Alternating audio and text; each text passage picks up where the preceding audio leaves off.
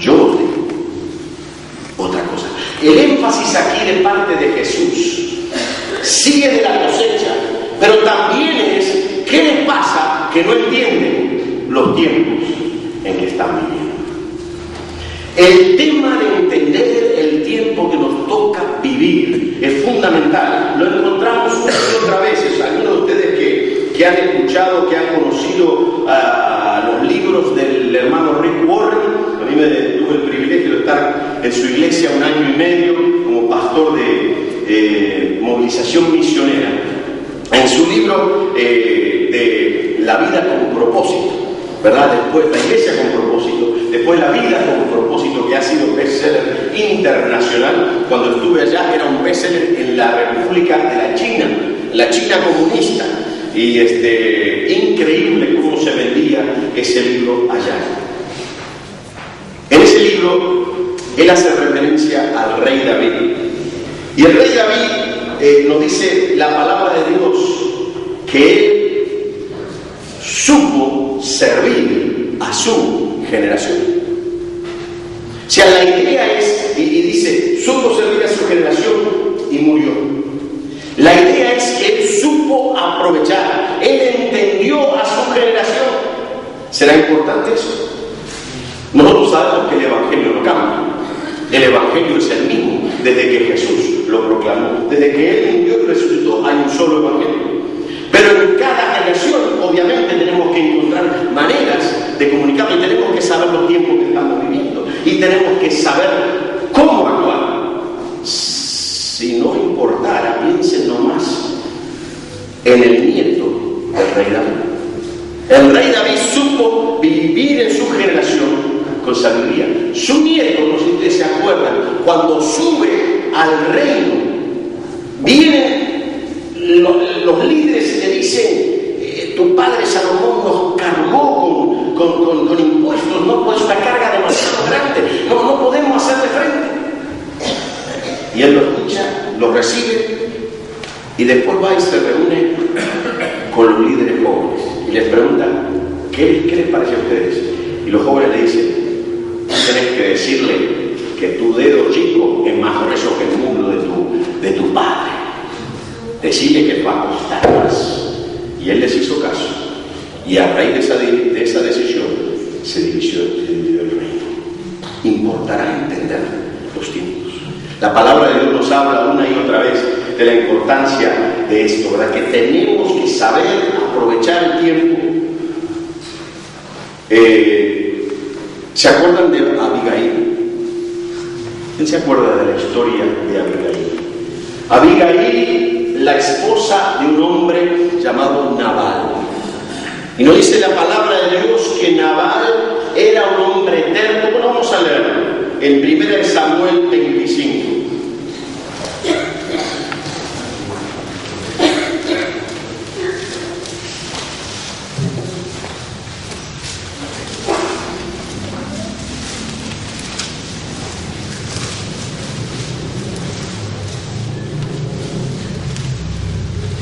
Primera de Samuel, capítulo 25, y vamos a resumir la introducción para después ver lo que ella dice acerca de su esposo y lo que pasa después. El rey David no era rey todavía, estaba siendo perseguido por Saúl, está con sus hombres, una situación muy difícil. Él manda a sus hombres que vayan a hablar con Nabal, un hombre muy rico, terrateniente, que les diera un poco de pan, que les diera un poco de víveres para los hombres. Y dicen, obviamente lo va a hacer, porque nosotros le hemos cuidado a sus siervos, la gente que está cuidándolos, a las ovejas, nosotros le hemos cuidado, le hemos protegido de los forajidos, hemos estado y no hemos hecho nada fuera del lugar donde hemos estado en sus tierras. Entonces vayan a pedir, y cuando ellos van allá a pedirle a Nabal comida, Nabal le dice: he de tomar yo ahora mi pan, mi agua y la carne que he preparado para mis esquiladores y darla a hombres que no sé de dónde son. Había dicho: ¿quién es David? ¿Quién es el hijo de Isaí? Muchos siervos hay que huyen de sus señores. Y dice que lo vuelven y le dicen a David, y cuando David lo escucha dice: cíñase cada uno su espada Y se ciñó cada uno su espada, y también David se ciñó su espada, y subieron tras David como 400 hombres. Lo iban a destruir todo lo que él tenía. Y uno de los siervos va y le dice a Abigail: mira lo que hizo tu esposo, esta vez metió la pata. Y Abigail sale corriendo y dice: prepárame un asno, y sale corriendo y dice: no se detengan por nada hasta que lleguemos a los hombres de David. Y cuando llega allí, dice, se echó a sus pies y dijo: Señor mío, sea sobre mí el pecado, permíteme que te hable. Y dice: no haga caso ahora, mi señor, de ese hombre perverso de Nabal, porque conforme a su nombre así es. Nabal quería decir insensatez. La insensatez está con él, mas yo, tu sierva, no vi a los jóvenes que tú enviaste. Entonces ella le trae un presente, le trae comida, le pide por favor que tenga misericordia. Y David dice en el versículo 32, dijo David a Abigail: bendito sea Jehová, Dios de Israel, que te envió para que hoy me encontrases. Bendito sea tu razonamiento, bendita tú que me has estorbado hoy de ir a derramar sangre y a vengarme por mi propia mano. Y David se vuelve atrás. Dos personas, la misma situación. Nabal selló el decreto de defunción, porque al otro día, cuando su esposa le cuenta que David había venido con 400 hombres para matarlo, dice que quedó paralizado y al poco tiempo murió aterrorizado. Abigail después se volvió la esposa de David. Tenemos que distinguir los tiempos, entender, tenemos que saber cómo debemos actuar, cómo debemos reaccionar. Y eso, hermanos, no viene con la sabiduría humana, no viene con la inteligencia humana. Muchas veces nosotros nos acostumbramos a entender la realidad como el mundo entiende la realidad. Muchas veces yo escucho a creyentes interpretando la realidad como que fueran uno más del montón, que no tienen punto de referencia. ¿Se acuerdan cuando Billy Graham empezaba a ser conocido por allá por los años 60, y una vez le hicieron una entrevista y él dijo: yo leo la Biblia con el periódico a mi lado, porque me explica lo que está pasando? Él tenía un punto de referencia. Yo he estado en la casa de una pareja trotskista, una pareja dedicada a derrocar el gobierno del país donde vive. Y estando frente al televisor, escuchando las noticias, era asombroso como cada noticia, excepto el informativo del clima, todo lo demás lo interpretaba a través de su filtro, de su entendimiento de la realidad. Y muchas veces nosotros, que somos los que tenemos el entendimiento, queremos llevar adelante nuestra iglesia, nuestra conversión, nuestro trabajo, interpretando. Y lo que la gente nos dice, nosotros lo aceptamos como verdad. Y lo que la gente juzga, nosotros aceptamos. Que la Biblia enseña algo opuesto, nosotros nos hacemos como ellos y no somos los que traemos la sabiduría. Tenemos que ser los que interpretamos el tiempo. ¿Se acuerdan de Esther? ¿Se acuerdan cuando el tío de Esther le dice: tenés que hacer algo por la nación judía, van a matarnos a todos, son la esposa del rey, ve delante del rey y pídele que haga algo por los judíos? Y ella no se anima. ¿Y se acuerdan que Mardoqueo le manda a decir: si tú no intervenís, Dios va a obrar de alguna manera, Dios va a salvar a su pueblo de alguna manera, pero no pienses que vas a escapar, porque estás escondido delante del palacio del rey. ¿Y no será que para esto Dios te trajo? El tema de entender, y no solo entender sino actuar, porque Esther entendía el tiempo, pero no estaba dispuesto a tomar el riesgo que el tiempo exigía. Nosotros tenemos que tomar riesgos, tenemos que aprovechar el momento. Cuando salió el decreto no era tiempo de esperar a ver qué pasa, había que actuar. Alguien tuvo que decir: bueno, no sabemos hacer algo. ¿Se acuerdan cuando el rey Saúl está con 600 hombres de guerra para enfrentar al enemigo? ¿Y se acuerdan lo que está haciendo? Están abajo de un árbol por temor a los filisteos. 600 hombres sentados. Pero habían dos que no se quedaron sentados, ¿se acuerdan? El amigo de David. ¿Por qué David fue amigo de Jonatán? Porque David vivió en su generación. Porque era un hombre audaz. Porque era un hombre que se atrevía a tomar las decisiones, a actuar de maneras, aunque fueran riesgosas, él las iba a hacer. Y Jonatán ese día, su padre está allí con 600 hombres. Jonatán tiene una espada, su escudero, que no sé por qué andaba con él, porque había una sola espada que, para que lo necesitaba. Y Jonatán le dice: vení, vamos a ir a enfrentar ese batallón enemigo. Porque para Dios con muchos o con pocos es lo mismo. Vamos a ver qué quiere hacer. Y Jonatán va y en un desfiladero empieza a trepar en 4 patas, subiéndose en una colina para enfrentarse a un batallón. ¿Cómo uno va a enfrentar si está trepando en 4 patas? Pero Jonatán se enfrenta a los soldados, lo esperan allí y dice: los que no mató Jonatán, los mató el escudero. Yo no sé si le daban con el escudo por la cabeza, una piedra, de alguna manera. Ellos se hicieron frente. Y por eso el corazón de David y Jonatán se unieron. Eran gente totalmente dispara. David era del campo, vivían en las ovejas. Ya el hermano Trinidad nos ha hablado de cuánto puede poner las ovejas, ¿verdad? Y ahí se encuentra con el hijo del rey en toda su finura, con todos sus hermosos ropajes.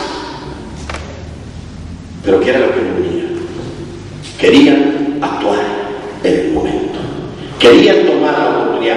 No podía Jonatán quedarse esperando. No podía Jonatán dejar que el miedo lo venciera. Igual que cuando David ve que el Goliat está insultando al ejército del Dios viviente, dice: ¿y quién va a ir a pelear contra él? Nadie. Y Jonatán y David dicen: ¿cómo no? Si yo me he enfrentado a los leones y me he enfrentado a los osos para defender ovejas, mire si voy a enfrentar a ese incircunciso ahí que se le ocurre venir contra Dios. Hay gente aquí así. Hay gente que está dispuesto a arriesgarse. Mira, hermanos, hay un miedo. Si tú querés hacer una diferencia en tu tiempo, te podés equivocar. Te puede ir mal, podés fracasar, pero hermano, mejor intentar algo y fracasar que quedarte sentado a ver qué pasa. ¿Es así?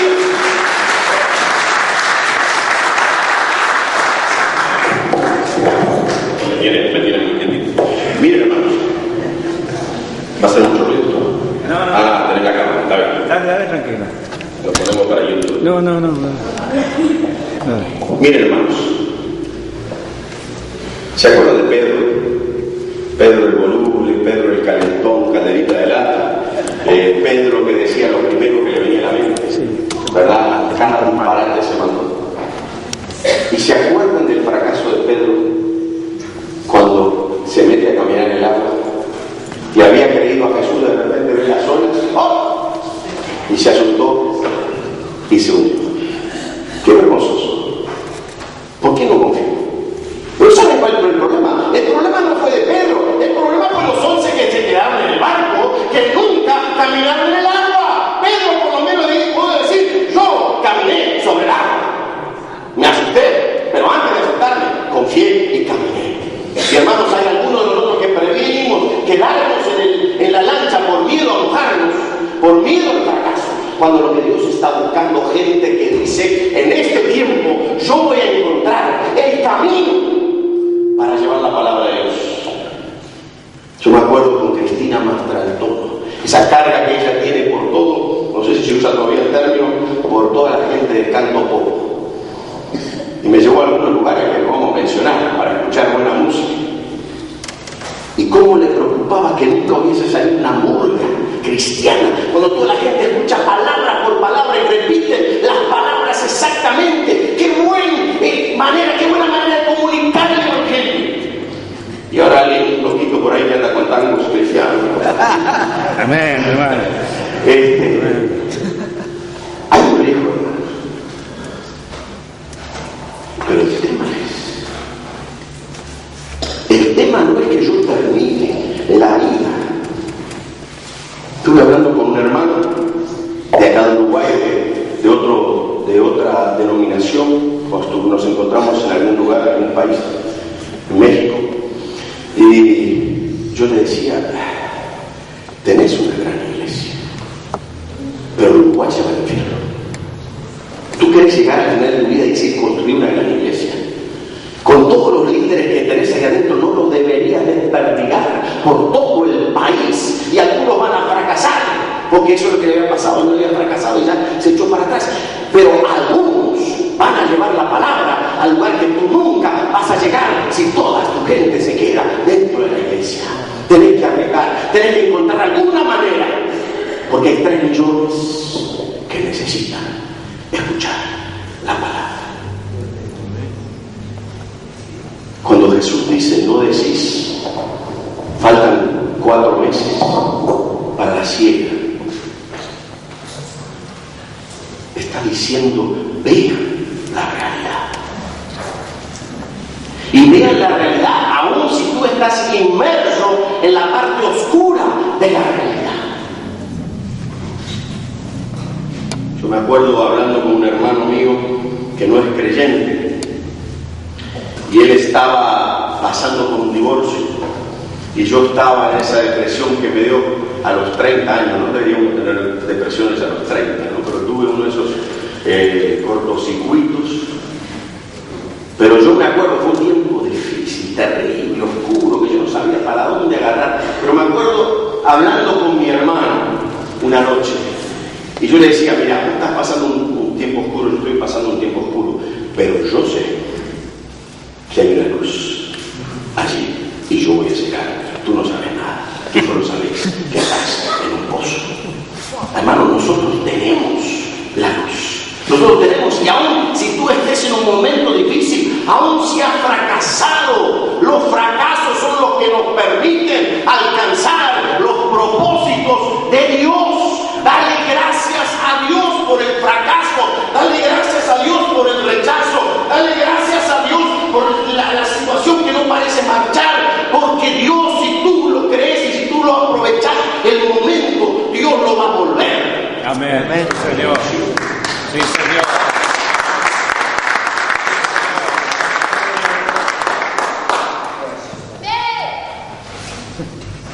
¿De dónde vendría el Salmo 51? Si David no hubiese fracasado. Los fracasos de Pedro nos sirven a nosotros, le sirvieron a él. Entonces, hermanos, el tema es este: no importa la situación, si tú estás en la cúspide, estás en la cima, todo te va bien, no mires lo que te va bien, dile, Señor, ¿qué es lo que hay que hacer mañana para el futuro de este país? ¿Qué es lo que hay que hacer mañana para que de este país salga ese ejército de voluntarios sin fronteras para cambiar la historia del mundo? Lo que yo hago en Estados Unidos ahora es trabajar con la convención hispana más grande del mundo. 3.500, 4.000 iglesias bautistas hispanas en la Convención Bautista del Sur. Imagínense, 3.500 iglesias como las que están aquí en Estados Unidos. ¿Quién se le hubiese ocurrido? Y les tengo que decir, gente, no se me duerman. ¿Por qué? ¿De dónde vino esta idea? ¿Por qué hay 40 millones de hispanos en Estados Unidos? ¿Por qué hay más hispanos en Estados Unidos que canadienses en Canadá? Por la misma razón que había tantos judíos en Egipto. Porque Dios está preparando una nación de hispanos en Estados Unidos para cambiar la historia de las naciones. Porque ya han aprendido a vivir entre culturas, porque son bilingües, porque por su apariencia pueden ir al Medio Oriente. Cuando salía para acá me llamó el hermano Jesús Guillén, que volvía de un país del norte de África para hablar como la 4ª vez. La vez pasada, cuando fue, lo detuvo la policía, una mujer empezó a gritar en árabe, no sabe qué pasó porque estábamos repartiendo cassettes sobre la vida de Jesús. No se puede hacer eso, a menos que Dios te mande. a menos que el tiempo lo demande, a menos que esa gente se vaya al infierno, a menos que alguien haga algo. Y ahí repartimos, la primera vez que yo fui, 700 cassettes, dejándolo en los parabrisas de los autos, atando los zapatos que no tuviéramos correa y dejando uno allí al lado de un banco, hablando por teléfono y dejando uno arriba, y todos lo recogían y se lo llevaban para escuchar el mensaje de Cristo. Y la última vez que fue este hermano Jesús Guillén, lo arrestaron. 9 horas, el resto del equipo, su esposa desesperada, no sabía dónde estaba. Después lo soltaron y le dije: Jesús, ¿cómo fue eso? Yo he estado tantas veces en la cárcel de México, esta gente no sabe hacer cárcel. A los 13 años era guardaespaldas en México, andaba armado. Él era un tipo terrible y Dios lo convirtió. Y él dice: en este tiempo yo voy a hacer todo lo que pueda para llevar el evangelio a todos los lugares que pueda. Y por su apariencia la gente le habla en árabe porque piensa que es de ahí. Si le dice que es de México, porque es nacido en México, ¿sabe lo que hace? Habla más rápido en árabe. ¿Sabes por qué? Porque ven las telenovelas mexicanas, pero están dobladas en español y piensan que todos los mexicanos hablan español. Porque Dios ya preparó el camino. Dios nos ha preparado el camino para que desde la Convención Bautista de Uruguay salgan misioneros a los lugares más lejanos, más remotos. En la concentración más grande de misioneros hispanos que teníamos de la Junta, ¿saben dónde estaban? En Afganistán. Estamos todos locos. Acá tenemos uno en Siberia. ¿Qué hace un pobre latinoamericano en Siberia? ¿Te das cuenta? Estamos en un tiempo especial. Nunca antes se podía hacer lo que se puede hacer ahora. Nunca. No dejes que nadie te convenza. No dejes que las circunstancias te frenen. No, que no sea menor tu visión que la visión de los que se reunieron hace 100 años para hacer algo por Dios. A ver qué hace Dios, porque con pocos o con muchos Él puede hacer grandes cosas.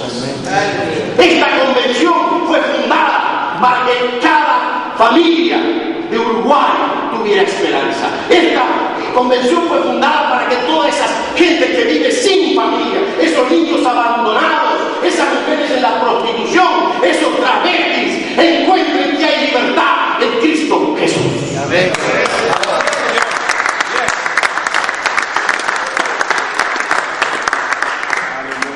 Sí, Señor. El tema es aprovechar el tiempo. Y yo les digo la verdad, la tendencia mía, lo sabe por mí, lo saben los que me han conocido. Mi tendencia, si hay urgencia, hagamos algo rápido. Bueno, no siempre lo rápido es mejor, pero sí hay urgencia. El tema no es tanto la rapidez, sino cuán certera es tu puntería. Si yo salgo a cazar porque me gusta cazar, como todos estos que vienen de Estados Unidos ahora a cazar palomas por aquí en las islas de Uruguay, y se matan 600 palomas en un viaje, y ellos pam, no importa si le dan, no importa porque después le dan a otra. Pero si tenés una bala, y si de esa bala depende la vida de un familiar, hay urgencia. Tenés que ser cuidadoso, tenés que estar bien enfocado, no podés disparar para cualquier lado porque no hay recursos, entonces tenés que escoger bien. Cuando Jesús mandó a los 70 en Lucas capítulo 10, le dice algo increíble, hermanos. Sería increíble aquí en Uruguay, pero más increíble en el Medio Oriente, en la cultura que ellos tienen. Nosotros somos muy relacionales, por eso los hispanos, los latinoamericanos tenemos ventajas increíbles sobre los anglosajones en las 2/3 partes del mundo. Por la cultura, por la parte relacional, familiar, vivencial. Pero la gente del Medio Oriente no vale. Cuando yo fui a Marruecos la primera vez y nos recibieron en la casa de un profesional, todo el barrio nos vino a saludar. Porque si llega alguien al barrio, es de todo el barrio, somos es una familia. Yo me acuerdo cuando Eva cumplió 1 año, allá en Florida, estaban todos los miembros de la iglesia, estaban todos los amigos, estaban todos los vecinos, vino el rolichero de la esquina, algún colado que escuchó la música y dijo algo, todo el mundo quería estar, pero allá es el doble. Y mira lo que dice Jesús cuando manda a los 70, capítulo 10 de Lucas, dice algo que resulta, hermanos, difícil de entender, pero tiene que ver con lo que nos llama a nosotros. Capítulo 10 de Lucas. Tuve el privilegio, Juan Carlos, para todos los que han estudiado algo y conocen la historia del cristianismo, tuve el privilegio de predicar en la iglesia bautista de Alejandría, de Egipto. Increíble. De ir a la biblioteca de Alejandría, obviamente no la que se quemó, ¿verdad? Con toda la historia, todas las riquezas de todo el Mediterráneo en ese tiempo, pero la nueva, construida por la ONU y la UNESCO, pero el privilegio de estar en Alejandría y predicar y saber qué increíble, qué oportunidad que tenemos llevando a 10 pastores para ver qué pueden hacer ellos para cambiar a la historia. Ahora fíjense aquí, capítulo 10 de Lucas. Después de estas cosas designó el Señor también a otros 70, a quienes envió de 2 en 2 delante de él a toda ciudad y lugar a donde él había de ir. Y les decía, tendrán que ver, la mies es mucha, mas los obreros pocos. Por tanto, rogad al Señor de la mies que envíe obreros a su mies. Y he aquí yo os envío como corderos en medio de lobos.